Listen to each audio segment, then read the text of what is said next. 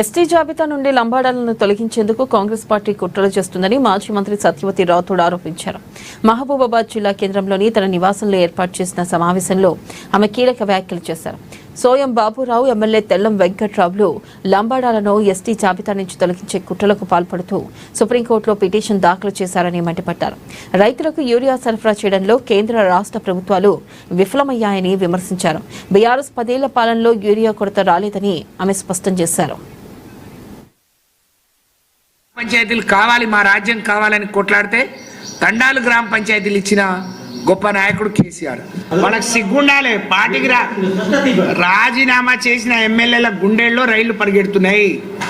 వాళ్ళకి సిగ్గు ఎగ్గు లేకుండా పార్టీకి ద్రోహం చేసిపోయింది సాలక మళ్ళీ మేము ఈ పార్టీలో అంటే ఉప ఎన్నికలు తప్పించుకోవడానికి ఓడిపోతామని భయపడి వాళ్ళు మాట్లాడుతున్నారు. నేను రామచంద్ర నాయక్ గారిని అడుగుతున్నా, 2018లో కేసు వేసినప్పుడు తెల్లం వెంకట్రావు హైకోర్టుకు పోలేదు, ఇప్పుడు పోయి సుప్రీంకోర్టులో ఇంప్లీడ్ అయ్యిండు. 2018లో కోర్టుకు పోతే ఆ రోజున్న కేసీఆర్ గారి ప్రభుత్వం చాలా స్పష్టంగా చెప్పింది, ఇది మన పరిధి కాదు, ఇది పార్లమెంట్ యాక్ట్ చేసి చట్టం చేసి మాత్రమే వాళ్ళని ఎస్టీ జాబితాలో చేర్చుకుంది కాబట్టి నీ పరిధి నా పరిధి కాదు, ఇక్కడ చర్చించడానికి లేదు అని అంటే హైకోర్టు అందుకనే కొట్టేసింది 22లో. ఇప్పుడు మళ్ళీ కొత్తగా పోయిండు. రామచంద్ర నాయక్ గారికి అవగాహన లేకుంటే మళ్ళీ ఒకసారి చూడమనండి.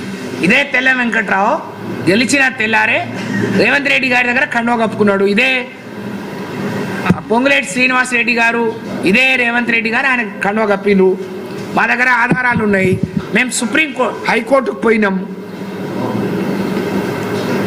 కొట్లాడుతున్నాం. సభ్యతం పోతే డిపాజిట్ రాదని రేవంత్ రెడ్డి గారు వీళ్ళతో కొత్త నాటకానికి తెరలేపిండు. ఓడిపోతామని సిగ్గు ఎగ్గు వదిలేసి మేము బీఆర్ఎస్ అని చెప్తున్నారు.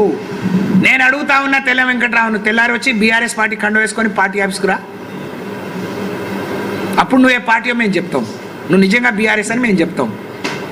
రామచంద్ర నాయక్ గారు ఎవరెప్పుడు వేసినో అవగాహన లేదు.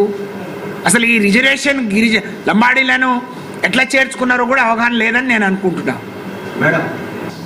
కేసీఆర్ గారి నాయకత్వంలోని ఆ రోజు బీఆర్ఎస్ ప్రభుత్వం దాన్ని 10% మేము పెంచాం.